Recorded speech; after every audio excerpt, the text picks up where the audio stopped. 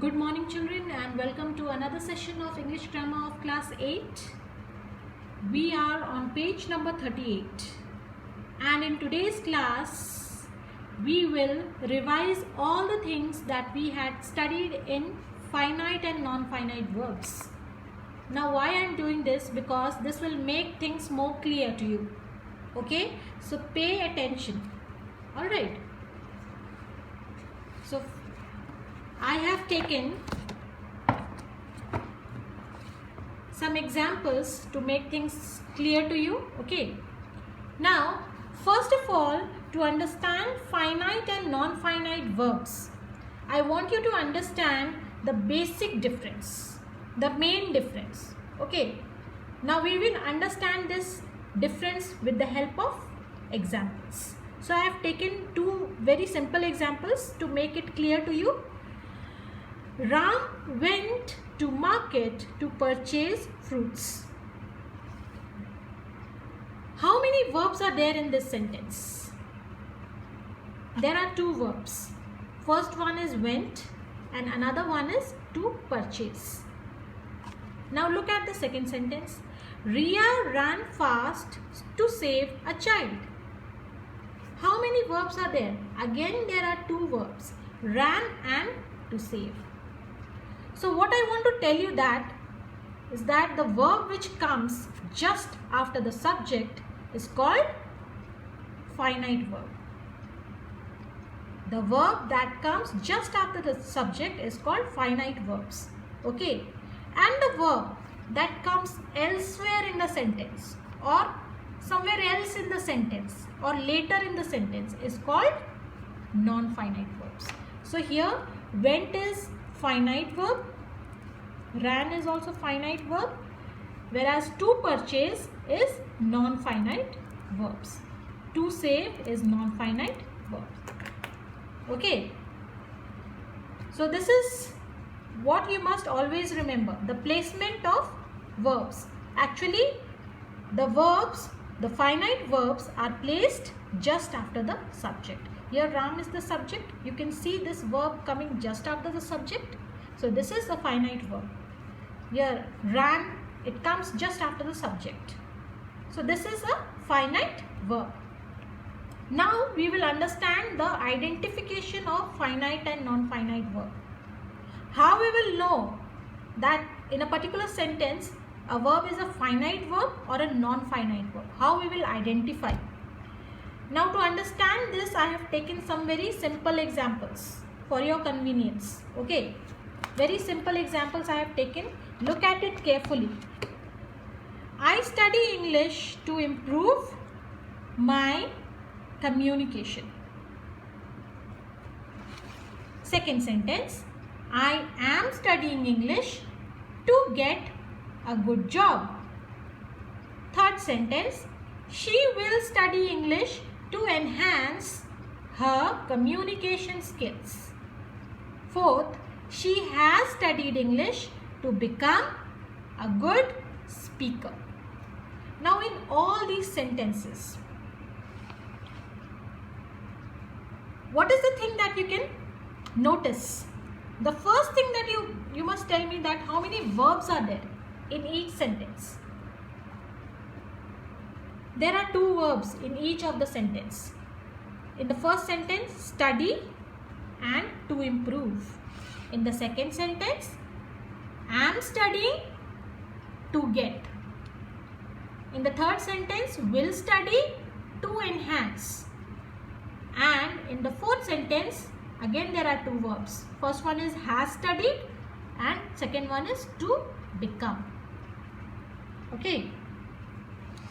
Now, you will see that the first verb that is coming after the subject, in all these sentences, in all the four sentences, the verb that comes just after the subject, it keeps on changing according to time and tense.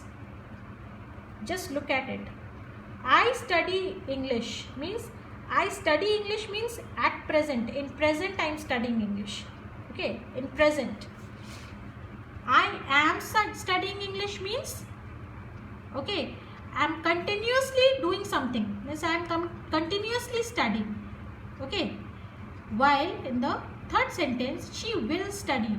Will study means in future she will study. While in the fourth sentence, she has studied means she has already done this thing. She has studied. She has already done this job of study. Okay. Now you can see all these verbs are changing according to time. Okay. You can see it was in present tense, then present continuous tense, future tense, past tense. Okay. So you can see now all these verbs that are coming just after the subject are changing according to time and tense. While the verb that is coming later in the sentence, to improve, to get, to enhance, to become, it is not changing according to time and tense. So such verbs that change according to time and tense are called finite verbs. So such verbs are called finite verbs. These are finite verbs, children, because they are changing according to time and tense. Whereas the verbs that are coming later in the sentence, to improve, to get, to enhance, to become, these are non-finite verbs because they are not changing according to time and tense. Alright. So the verbs that change according to time or tense are finite verbs, and the verbs that do not change according to time and tense are non-finite verbs.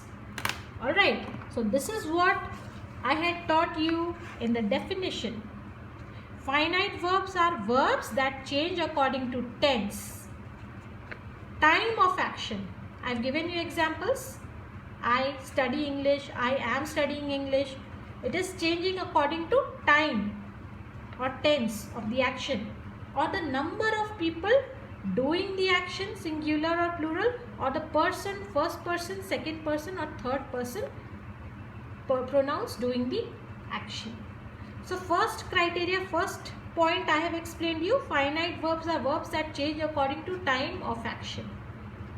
The time of action. This I have already explained you, the time of action, how it changes according to time of action.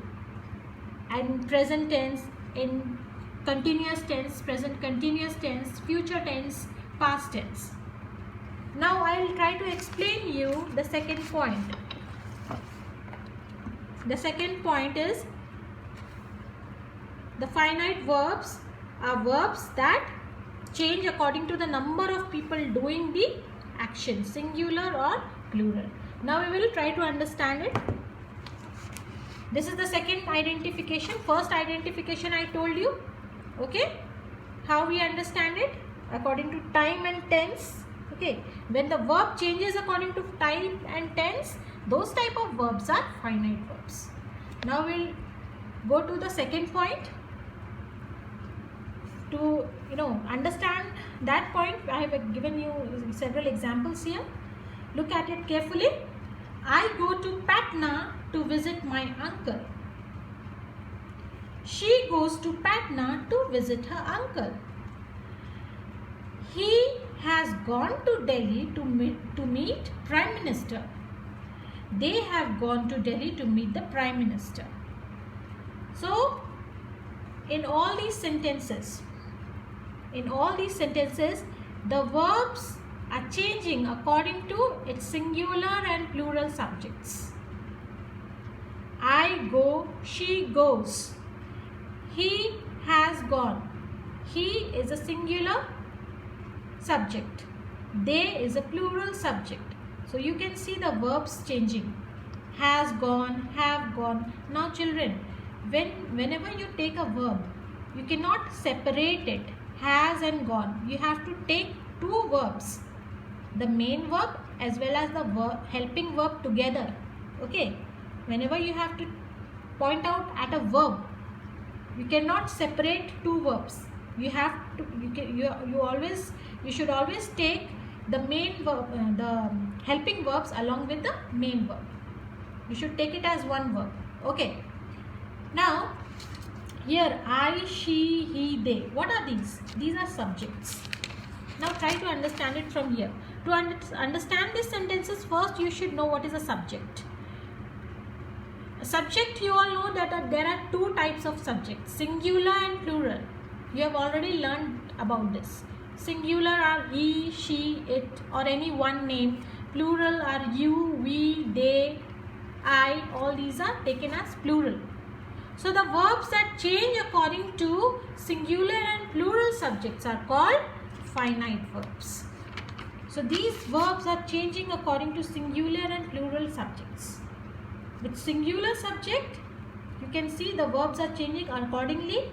So these verbs, these are verbs that change according to the singular and plural subject.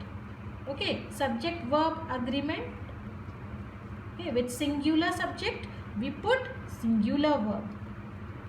Okay, she goes to Patna. He goes to Delhi. Okay, this is a singular verb that goes along with singular subject only. They have gone. We cannot write they has gone. Has is used with singular subject. Okay, has is a helping verb that is used with only and only singular subject. So all these verbs, first you can notice that they are coming just after the subject, and also they are changing according to its singular and plural subject. So these type of verbs are called finite verbs.